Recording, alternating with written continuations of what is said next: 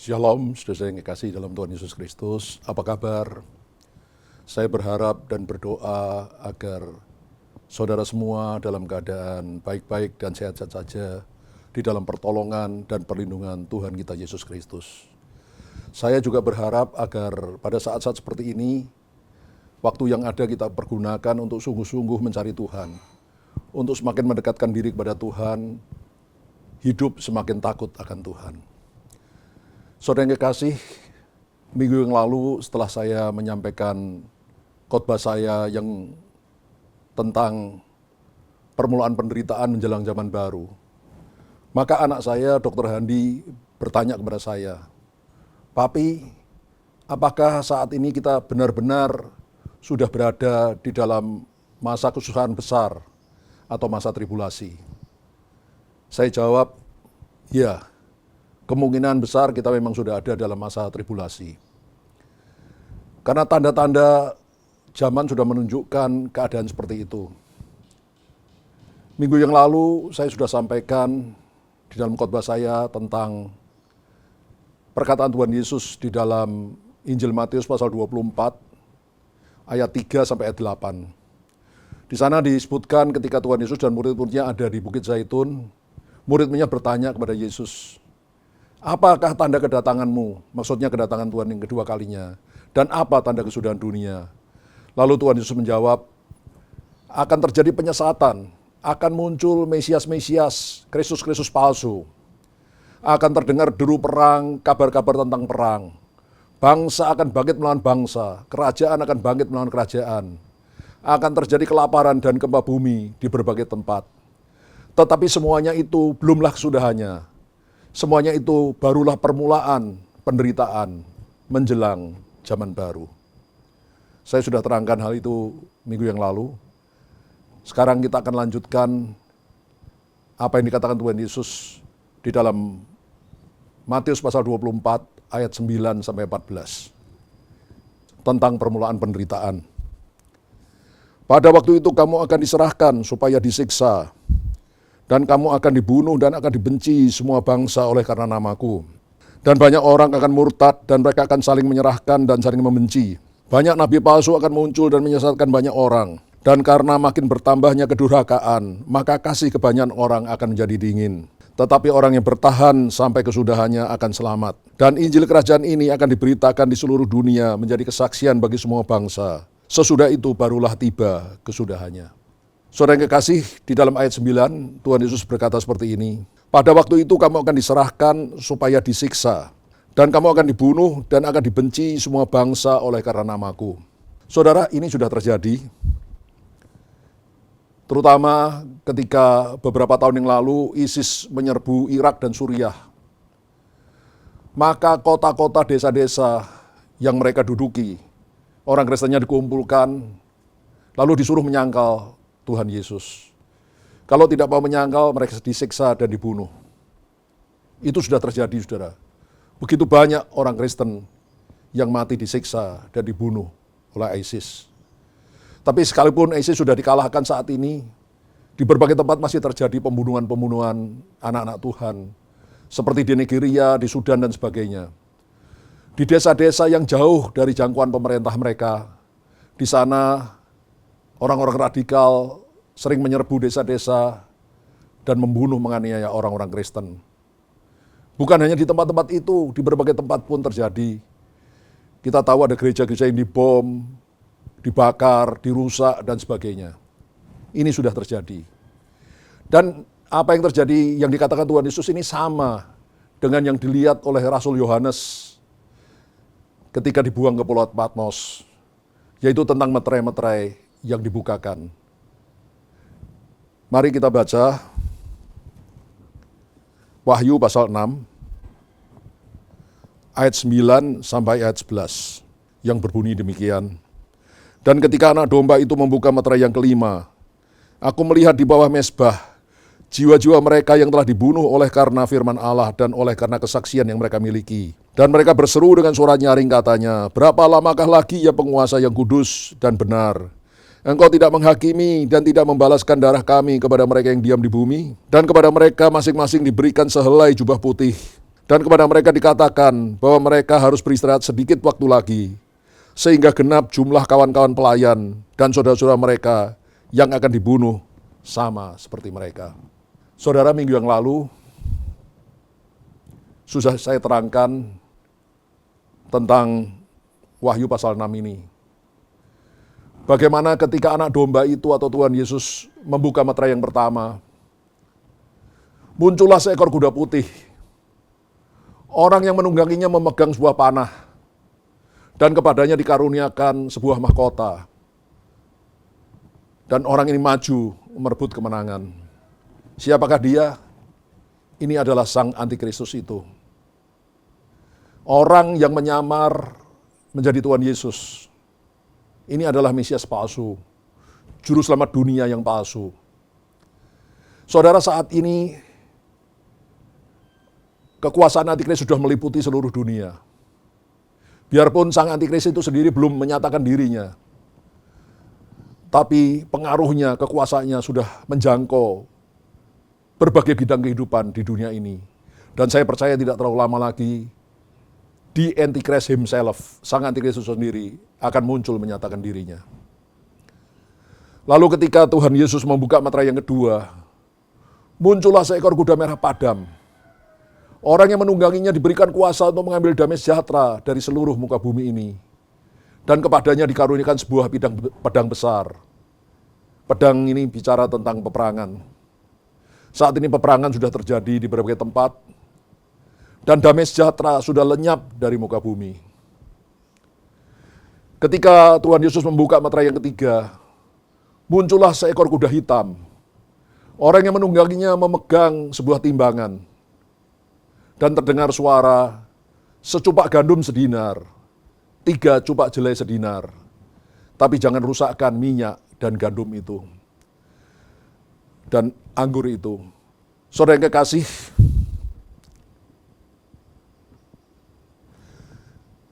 ini kuda hitam ini dengan penunggangnya bicara tentang krisis ekonomi. Ini sudah terjadi beberapa kali, dan bahkan saat ini dunia sedang memasuki krisis ekonomi yang besar. Tetapi kita bersyukur bahwa dalam Alkitab ini ditulis, tetapi jangan rusakkan minyak dan anggur itu. Artinya orang-orang, anak-anak Tuhan, yang seperti minyak dan anggur, yang hidupnya takut akan Tuhan, mengandalkan Tuhan, berlindung pada Tuhan, itu akan dijaga, dilindungi Tuhan, sekalipun krisis ekonomi yang hebat terjadi. Ketika Tuhan Yesus membukakan meterai yang keempat, muncullah seekor kuda hijau kuning. Ini warna belerang. Dan orang yang menungganginya bernama Maut, dan kerajaan Maut mengikutinya. Ini adalah roh maut, roh kematian, yang akan membunuh begitu banyak orang di seluruh muka bumi. Dengan peperangan, dengan kelaparan, dengan penyakit sampar. Saudara, saat ini pun penyakit sampar sedang terjadi, virus COVID-19 sedang terjadi. Dan ada seorang nabi Tuhan, namanya Sadhu Sundar Selvaraj. Nabi Tuhan ini berkata, atau menubuatkan, bahwa COVID-19 ini akan mereda. Tetapi setelah itu akan timbul penyakit yang jauh lebih dahsyat daripada COVID-19 ini. Sehingga COVID-19 ini seolah-olah menjadi seperti permainan anak kecil dibandingkan dengan wabah yang akan terjadi di masa berikutnya dalam waktu yang tidak terlalu lama lagi. Saudara, kita lihat saja apakah nubuat dari Nabi Tuhan ini akan terjadi. Tetapi dalam pembacaan kita tadi, ketika Tuhan Yesus membuka meterai yang kelima, maka aku melihat di bawah mezbah jiwa-jiwa mereka yang telah dibunuh oleh karena firman Allah dan oleh karena kesaksian yang mereka miliki. Ini sama persis dengan apa yang dikatakan Tuhan Yesus di dalam Mazmur, di dalam Matius pasal 24 ayat 9. Bahwa orang Kristen akan dibunuh, dianiaya, dibenci banyak orang karena nama Tuhan. Saudara, ini akan terjadi sampai genap jumlah bilangan anak-anak Tuhan yang akan dibunuh sama seperti para martir yang sudah terdahulu. Saudara, dari tanda-tanda ini saya berani mengatakan bahwa saat ini kita sudah ada sungguh-sungguh di dalam masa penderitaan yang pertama, yaitu 3,5 tahun yang pertama. Seperti saya pernah katakan minggu yang lalu, masa tribulasi 7 tahun itu akan dibagi menjadi 2 bagian. Bagian yang pertama, 3,5 tahun pertama, lalu disambung dengan 3,5 tahun yang kedua. 3,5 tahun pertama ini adalah permulaan penderitaan menjelang zaman baru. Dari tanda-tanda yang sudah terjadi, saya berani mengatakan bahwa kita sudah ada di dalam masa tribulasi bagian pertama, 3,5 tahun pertama. Saudara, itu semua sudah dan sedang terjadi. Mari kita, supaya lebih jelas lagi, kita melihat kembali kepada Matius pasal 24, ayat 10 sampai 14. Saya akan bacakan. Dan banyak orang akan murtad, dan mereka akan saling menyerahkan dan saling membenci. Saudara, saat ini sudah banyak orang murtad meninggalkan Tuhan Yesus. Mereka akan saling menyerahkan dan saling membenci. Mungkin di Indonesia belum terjadi, saudara, saling menyerahkan. Tapi di tempat lain, seperti ketika ISIS berkuasa di Irak, Suriah, itu banyak orang menyerahkan saudaranya, melaporkan saudaranya kepada ISIS, saudara. Kalau mereka adalah anak Tuhan. Ini sudah terjadi, saudara. Ayat 11, banyak nabi palsu akan muncul dan menyesatkan banyak orang. Saudara, sekarang ini ajaran macam-macam, ajaran palsu macam-macam sudah merajalela di seluruh dunia. Ini sudah terjadi. Ayat 12, dan karena makin bertambahnya kedurhakaan, maka kasih kebanyakan orang akan menjadi dingin. Ini juga sudah terjadi. Kedurhakaan dosa makin merajalela di seluruh dunia, sehingga kasih kebanyakan orang menjadi dingin. Ayat 13, tetapi orang yang bertahan sampai kesudahannya akan selamat. Jadi pastikan, saudara, bahwa kita bertahan sampai kesudahannya di tengah-tengah goncangan-goncangan yang akan semakin lama, semakin dahsyat. Kita bertahan bukan karena kita hebat, bukan karena kita kuat, tapi karena kita mengandalkan Tuhan, berpegang pada Tuhan, dan berlindung pada Tuhan Yesus. Lalu perhatikan ayat 14, dan Injil kerajaan ini akan diberitakan di seluruh dunia menjadi kesaksian bagi semua bangsa. Sesudah itu barulah tiba kesudahannya. Saudara, masa permulaan penderitaan atau masa tribulasi bagian pertama, 3,5 tahun pertama, itu akan diakhiri dengan Injil kerajaan surga akan diberitakan di seluruh dunia menjadi kesaksian bagi semua bangsa. Sesudah itu barulah tiba kesudahannya. Saudara, kita tahu beberapa tahun terakhir ini Injil sedang diberitakan dengan luar biasa. Bagaimana almarhum Pendeta Reinhard Bonnke di Afrika, ketika beliau KKR, yang hadir itu bukan puluhan atau ratusan ribu orang, tapi jutaan orang hadir sekaligus dalam KKR beliau. Terjadi penuaian jiwa yang luar biasa. Bahkan saya juga melihat video-video hal itu juga terjadi melalui hamba Tuhan lain di Pakistan. Begitu banyak orang yang bertobat menerima Yesus sebagai Tuhan Juru Selamat. Dan di berbagai tempat lagi. Mungkin ada yang berkata, Pak, tetapi kan Injil belum diberitakan ke seluruh dunia, ke ujung-ujung bumi, Pak. Saudara, saya mau katakan begini. Melalui kemajuan teknologi yang ada sekarang, baik itu televisi, radio, internet, satelit, dan lain-lain, melalui gadget-gadget yang kita miliki, itu berita Injil sudah diberitakan kemana-mana di seluruh dunia.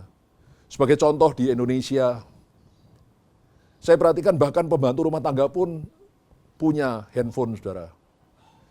Kalau mereka mau, mereka bisa mendengarkan berita Injil atau kabar baik.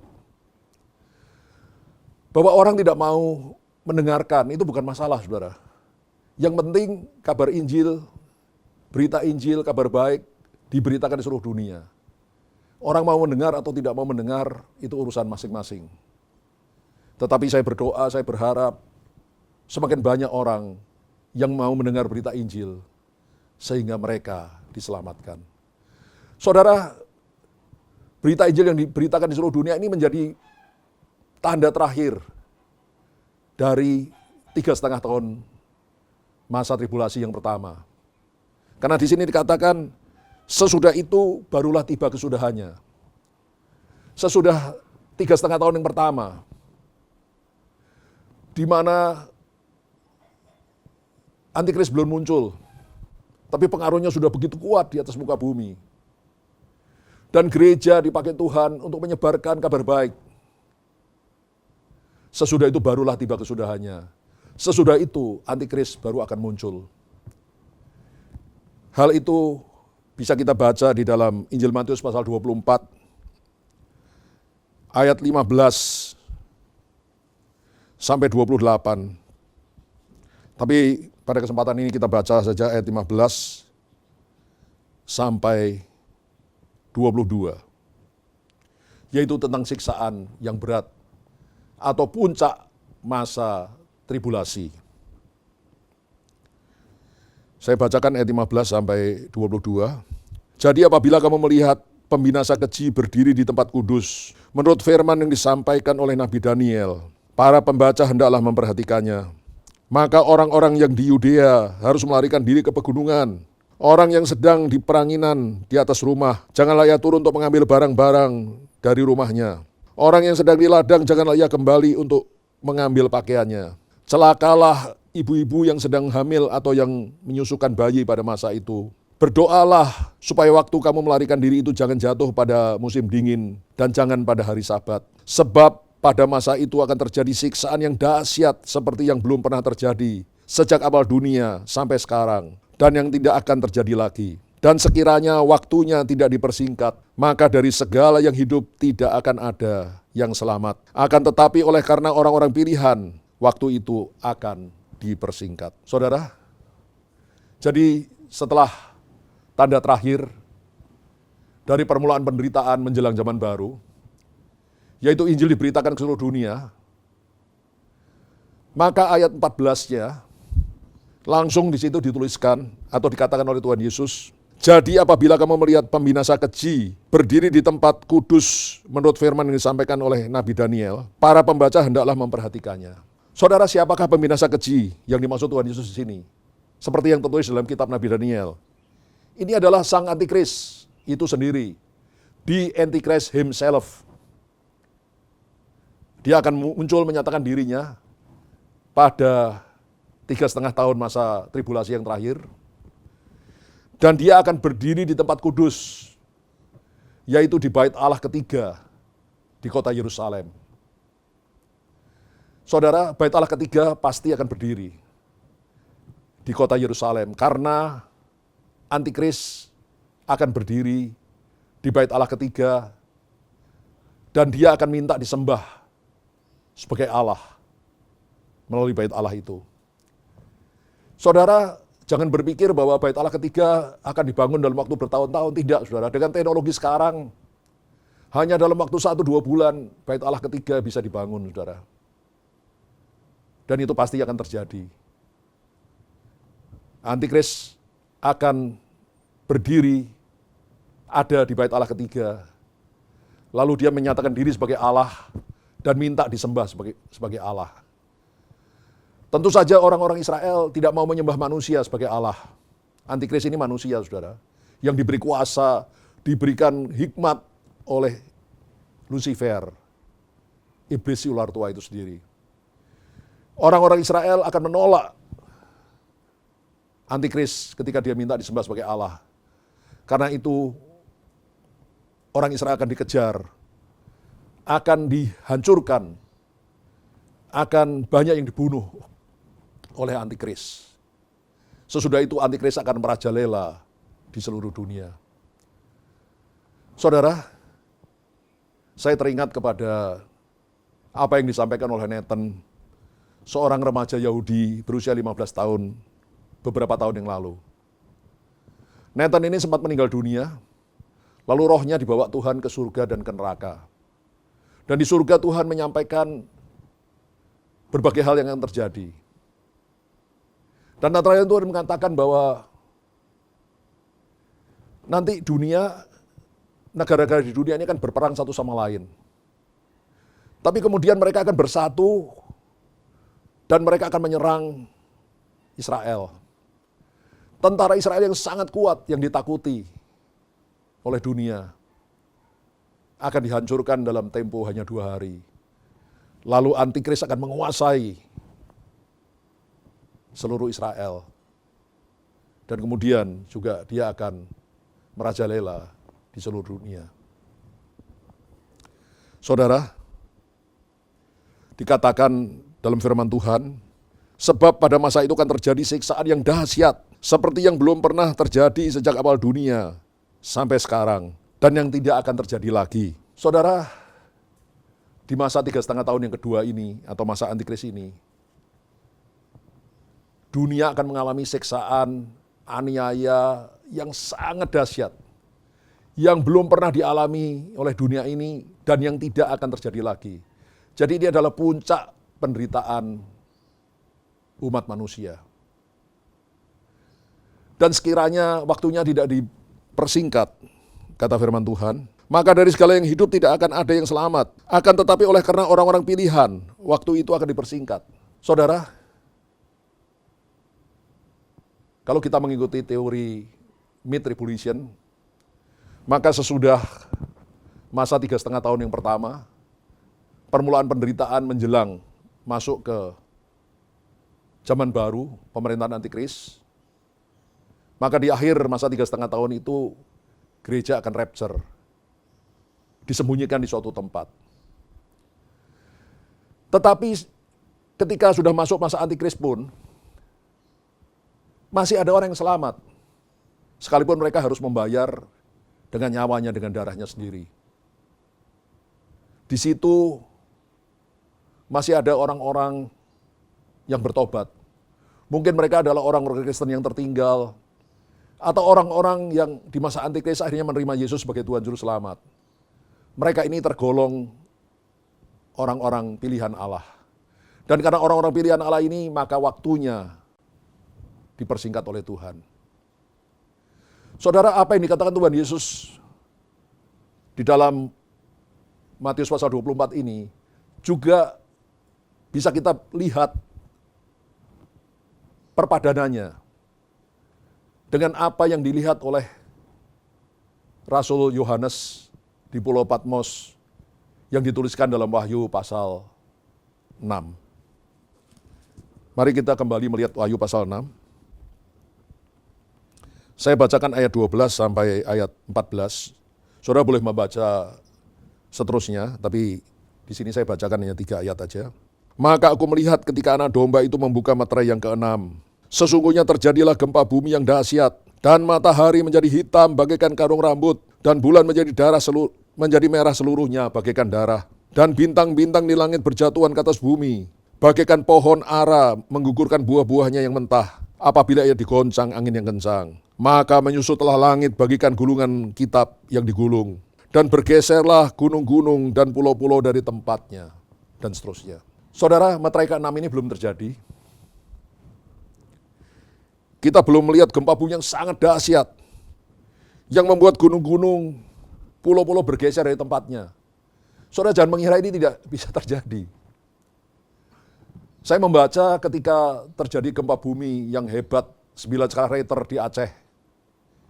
Kalau tidak salah tahun 2014, kalau saya tidak salah ingat. Maka para ahli mengatakan bahwa akibat gempa bumi yang sangat hebat itu, maka Pulau Sumatera itu bergeser beberapa sentimeter, saudara. Jadi firman Tuhan ini ya dan amin. Tapi gempa bumi yang sangat dahsyat, yang menyebabkan pulau-pulau, gunung-gunung bergeser. Lalu bintang-bintang di langit juga berjatuhan bagaikan pohon ara menggugurkan buahnya. Ini belum terjadi, saudara. Memang ada meteor-meteor yang jatuh. Tapi yang dimaksud di sini, benda-benda angkasa yang sangat besar berjatuhan ke atas bumi. Ini belum terjadi. Dan saya percaya ini akan terjadi pada masa 3,5 tahun yang kedua, pada masa pemerintahan Antikris. Jadi saudara, benar yang Tuhan Yesus katakan tadi di dalam Matius pasal 24. Pada masa itu terjadi siksaan yang sangat dahsyat, yang belum pernah dialami oleh manusia dan yang tidak akan terjadi lagi. Mengapa demikian? Karena saudara bisa bayangkan seperti sandwich, saudara. Sandwich atau roti, saya istilahkan roti gapit. Atas roti, di tengahnya daging, di bawahnya roti. Nah, keadaan manusia pada masa Antikris ini, 3,5 tahun yang terakhir ini seperti daging di antara dua roti, saudara, sandwich. Di bawah Antikris merajalela dengan sangat-sangat kejam. Dari atas Tuhan murka. Tuhan mencurahkan murkanya dengan luar biasa. Sehingga manusia di zaman Antikris itu seperti daging di antara dua roti, terjepit atas bawah.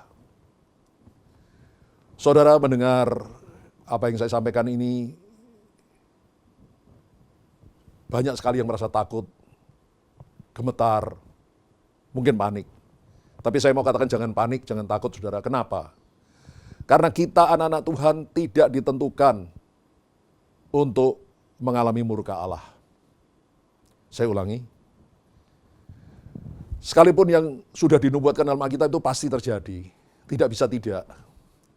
Tapi jangan takut saudara. Karena saya percaya orang-orang yang takut akan Tuhan akan dijaga, dilindungi oleh Tuhan. Karena kita tidak ditentukan untuk ditimpa oleh murka Allah. Hal itu bisa kita baca di dalam 1 Tesalonika pasal 5 ayat 9. Sebetulnya ada beberapa ayat, tapi saya ambil saja satu, saudara. 1 Tesalonika pasal 5, ayat yang ke-9. Saya bacakan. Karena Allah tidak menetapkan kita, anak-anak Tuhan, untuk ditimpa murka Allah, tetapi untuk beroleh keselamatan oleh Yesus Kristus, Tuhan kita. Saya ulangi, 1 Tesalonika 5, ayat 9. Karena Allah tidak menetapkan kita, anak-anaknya, untuk ditimpa murka, tetapi untuk beroleh keselamatan oleh Yesus Kristus, Tuhan kita. Kalau kita sudah mengerti tentang hal ini, saudara, kita sudah melihat apa yang terjadi saat ini di seluruh dunia. Lalu apa yang harus kita kerjakan? What we have to do. Apa yang harus kita kerjakan, lakukan. Ketika kita melihat semuanya ini terjadi. Mari kita baca Efesus pasal 5, ayat 15 sampai 17. Saya bacakan. Karena itu perhatikanlah dengan seksama bagaimana kamu hidup. Janganlah seperti orang bebal, tetapi seperti orang arif. Dan pergunakanlah waktu yang ada. Karena hari-hari ini adalah jahat. Sebab itu janganlah kamu bodoh, tapi usahakanlah supaya kamu mengerti kehendak Allah. Jadi Tuhan menyuruh kita untuk memperhatikan dengan seksama, dengan sungguh-sungguh bagaimana kita hidup. Jangan seperti orang bebal, jangan seperti orang bodoh, tetapi seperti orang arif, seperti orang yang bijaksana. Saudara, itu yang harus kita lakukan. Saat ini sudah tidak ada lagi waktu main-main, saudara. Main-main dengan dosa, hidup sesuka hati sendiri, tidak ada waktu lagi. Karena waktu kedatangan Tuhan sudah sangat singkat. Zaman seperti yang dulu sudah dialami manusia, sekarang sudah berubah. Keadaan sudah berubah. Saya percaya kalau sungguh-sungguh kita sudah ada di masa tribulasi, masa kesukaran besar, maka tidak akan ada lagi damai sejahtera di bumi. Tapi goncangan-goncangan akan terjadi terus-menerus dan akan semakin hebat dan semakin hebat. Karena itu perhatikanlah dengan seksama, dengan sungguh-sungguh bagaimana caranya kita hidup. Jangan seperti orang bebal, orang bodoh yang tidak tahu atau tidak mau tahu tentang keadaan yang sedang terjadi. Tetapi jadilah orang arif, orang yang bijaksana. Ayat 16, dan pergunakanlah waktu yang ada, sebab hari-hari ini adalah jahat. Saudara, kalau memang benar kita sudah ada dalam masa tribulasi, Maka waktu kedatangan Tuhan sudah tidak lama lagi. Dan hari-hari yang sedang berjalan ini adalah hari yang jahat. Iblis berusaha menarik sebanyak mungkin manusia, termasuk orang-orang Kristen. Anak-anak Tuhan yang bersungguh-sungguh pun ingin ditarik ikut dia, supaya akhirnya masuk ke dalam api neraka. Ayat 17, sebab itu janganlah kamu bodoh, tapi usahakanlah supaya kamu mengerti kehendak Tuhan. Jadi sekali lagi saudara, saat ini kita perlu hikmat dari Tuhan. Jangan bodoh. Lihat sekeliling kita, apa yang sedang terjadi. Dan persiapkan diri kita. Janganlah kamu bodoh, tapi usahakanlah supaya kamu mengerti kehendak Tuhan. Saudara, kehendak Tuhan saat ini, supaya kalau bisa sebanyak mungkin orang selamat. Jangan binasa. Tuhan tidak mau orang itu binasa. Itu sebabnya Allah Bapa sudah mengutus putranya yang tunggal, Yesus Kristus, untuk menjelma jadi manusia 2000 tahun yang lalu. Supaya orang yang percaya tidak binasa, melainkan beroleh hidup yang kekal. Allah telah memberikan miliknya yang paling berharga, putra tunggalnya, untuk menyelamatkan umat manusia yang mau menerima korban Yesus di atas kayu salib, yang mau percaya. Dosanya ditanggung oleh Tuhan Yesus, dosanya diampuni, dan dia diberi hak untuk masuk dalam kerajaan surga. Saudara, saya berdoa supaya semua kalau bisa, sebanyak mungkin orang, terutama saudara yang sedang mendengarkan siaran online ini, mari pastikan bahwa kita sudah bertobat sungguh, sudah selamat, sudah menerima Yesus sebagai Tuhan Juru Selamat, bukan hanya di bibir kita, tapi dalam hati kita. Kita sudah mengalami apa yang disebut oleh Alkitab, yaitu kelahiran baru. Lahir baru menjadi anak Allah, warga kerajaan surga. Sehingga kapanpun kita meninggal dunia, kita akan masuk di dalam surga. Itu hal pertama yang harus kita kerjakan. Pastikan saudara dan saya sudah selamat. Karena kita sudah menerima Yesus sebagai Tuhan Juru Selamat. Bukan hanya di bibir, tapi juga dalam hati kita, dalam hidup kita. Hal kedua yang harus kita kerjakan adalah hiduplah kudus. Hiduplah dalam kekudusan.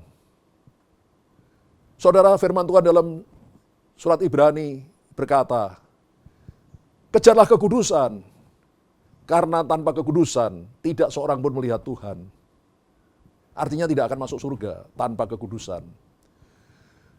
Jadi kalau saudara sudah menerima Yesus sebagai Tuhan Juru Selamat,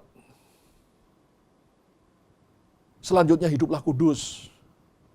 Jangan main-main dengan dosa. Kalaupun kita sempat jatuh dalam dosa, segera berbalik. Kembali kepada Tuhan, bertobat, minta ampun lagi, lalu hidup kudus lagi. Saudara, tidak mudah untuk hidup kudus. Karena itu seperti yang sering saya katakan, sediakan waktu setiap hari untuk bersaat teduh, berdoa, memuji, menyembah Tuhan. Kalau saudara baru mulai, boleh 15 menit dulu. Saudara sediakan waktu setiap hari. Di situ saudara berdoa, memuji, menyembah Tuhan, lalu baca Alkitab. Bacanya pelan-pelan. 1 hari 2-3 pasal. Yang terkena di hati diberi stabilobos, diberi tanda. Direnungkan, dihafalkan, lalu dilakukan dalam hidup.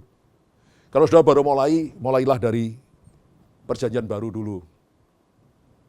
Matius, Markus, Lukas, Yohanes, dan seterusnya. Baru kemudian saudara baca dari perjanjian lama. Dan demikian saudara ulangi berkali-kali.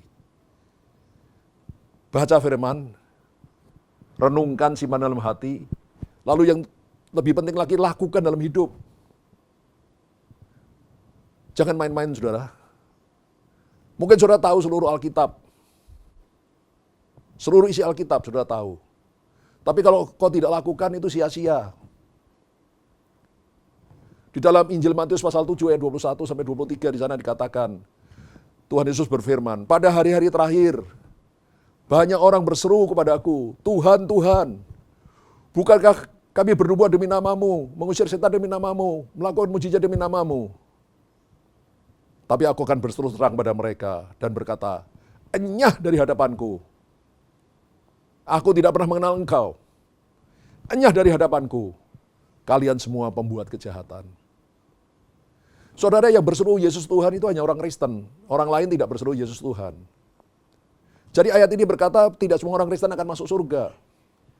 Bahkan orang-orang yang sudah memberitakan Injil, melakukan mujizat, bernubuat dan lain-lain. Mungkin dia adalah pendeta besar yang dikagumi, dikenal oleh banyak orang.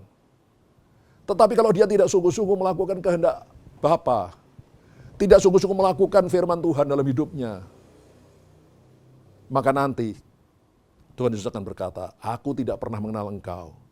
Enyah dari hadapanku, kamu semua pembuat kejahatan. Jadi saudara, sekali lagi, demi keselamatan saudara sendiri saya mohon, tolong saat ini, di dalam masa kritis seperti saat ini, di mana kemungkinan besar kita sudah masuk di dalam masa tribulasi, masa penderitaan, kesukaran besar. Tapi belum sampai puncaknya. Antikris belum muncul. Tapi saya perkirakan kita sudah ada dalam masa tribulasi.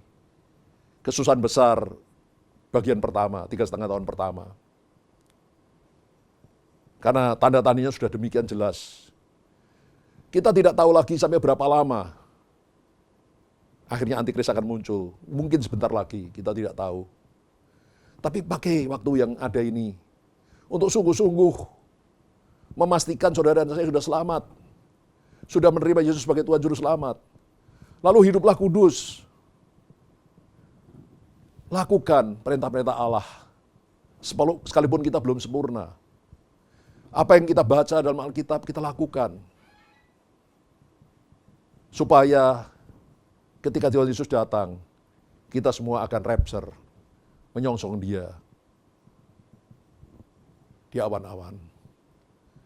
Saudara yang kekasih, saat ini saya ingin mengajak saudara, mungkin saudara sudah orang Kristen, sudah mengenal Tuhan Yesus, ataupun mungkin sudah belum mengenal Tuhan Yesus. Tapi kalau saudara ingin memastikan saudara sudah menerima keselamatan dari Tuhan, maka saya akan mengajak saudara untuk melakukannya saat ini. Tapi sebelum itu saya akan membacakan dulu firman Tuhan di dalam kitab Roma, pasalnya yang ke-10, ayat 9 dan 10, yang berbunyi demikian. Sebab jika kamu mengaku dengan mulutmu bahwa Yesus adalah Tuhan, dan percaya dalam hatimu bahwa Allah telah membangkitkan Dia dari antara orang mati, maka kamu akan diselamatkan. Pastikan saudara sudah selamat. Karena dengan hati orang percaya dan dibenarkan, dan dengan mulut orang mengaku dan diselamatkan. Saudara, mari pastikan saat ini sudah selamat. Karena saudara percaya kepada korban Kristus di atas kayu salib yang menebus dosa kita. Saudara percaya akan kematian dan kebangkitannya. Dan saudara mengaku dengan mulut saudara bahwa Yesus adalah Tuhan, Juru Selamat dunia yang diutus Bapa untuk menyelamatkan umat manusia. Mari saya akan bimbing saudara di dalam doa. Ora pasanggaya nama kaya nama sida baka nama sida rabasira mata kalawas. Tuhan Yesus, saat ini aku datang kepadamu. Aku mengaku bahwa aku adalah orang berdosa yang perlu ditebus oleh korbanmu di atas kayu salib. Tuhan, ampuni dosa-dosaku. Aku mau bertobat sungguh Tuhan. Aku mau berbalik dari jalan-jalanku yang jahat. Ampuni dosaku, ampuni kesalahanku. Aku percaya Engkau adalah Tuhan, Juru Selamat yang diutus Bapa untuk menyelamatkan umat manusia. Dan pada saat ini Tuhan Yesus, aku buka pintu hatiku. Dan aku undang Kau Yesus, masuklah dalam hatiku. Jadilah Engkau Tuhan. Jadilah Engkau Raja. Jadilah Engkau Juru Selamat dalam hidupku. Dan mulai sekarang dan seterusnya, aku akan hidup menuruti perintah-perintah-Mu. Terima kasih ya Tuhan Yesus. Aku percaya dengan doa yang sederhana ini, tapi dengan percaya yang sungguh dalam hati, dengan pengakuan yang sudah kuucapkan dari mulutku, aku percaya, aku sudah menerima anugerah keselamatan daripada-Mu. Aku sudah lahir baru menjadi anak Allah. Terima kasih ya Tuhan Yesus, hanya di dalam nama-Mu, aku sudah berdoa dan mengucap syukur. Haleluya. Amin. Saudara, nanti pada tanggal 10 April kita akan merayakan Hari Jumat Agung, hari kematian atau wafatnya Tuhan kita Yesus Kristus di atas kayu salib. Dan pada hari Jumat Agung yang akan datang, Pak Niko akan berkhotbah kepada semua gereja yang ada di bawah pengembalaan beliau.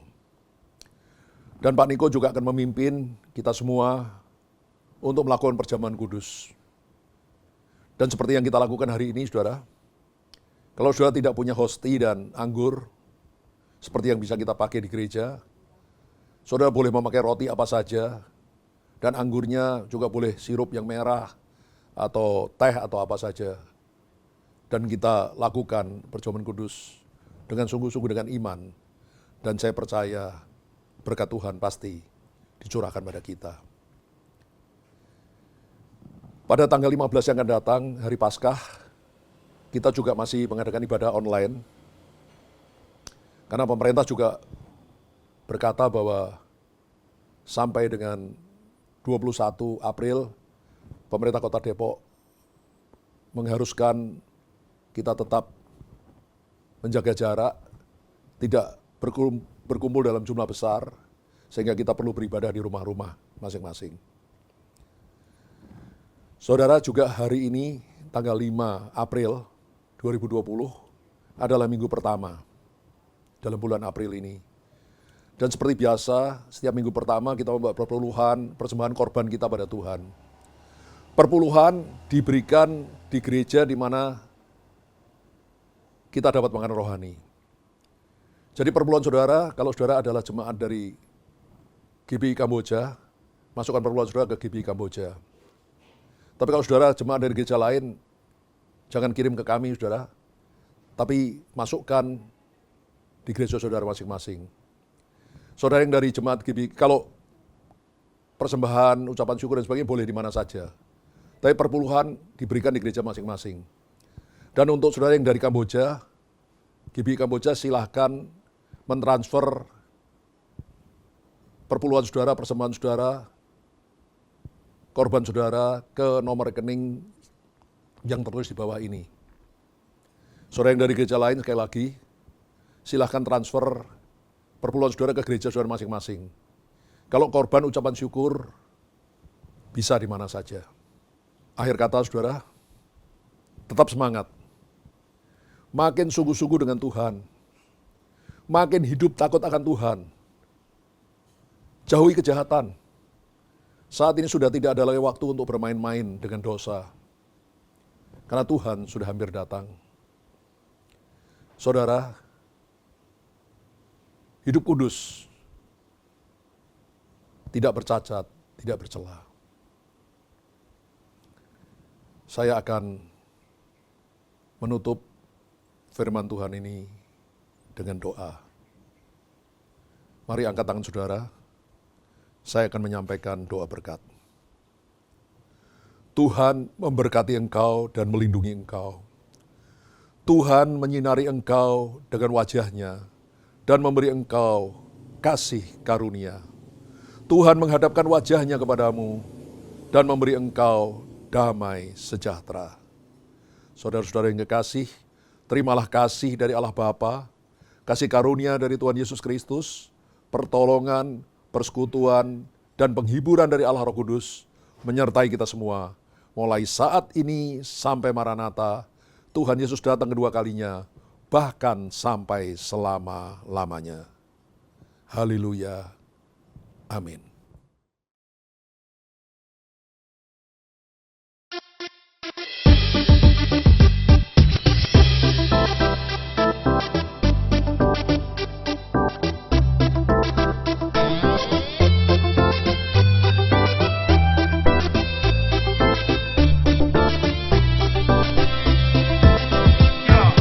Kapan Yesus kembali? Kapan Yesus kembali ke dalam dunia ini? Sungguh tak lama lagi. Kapan Yesus kembali? Kapan Yesus kembali ke dalam dunia ini? Sungguh tak lama. Betapa senang hatiku kalau sudah bertemu. Hatiku sangat rindu pada Yesus Tuhanku.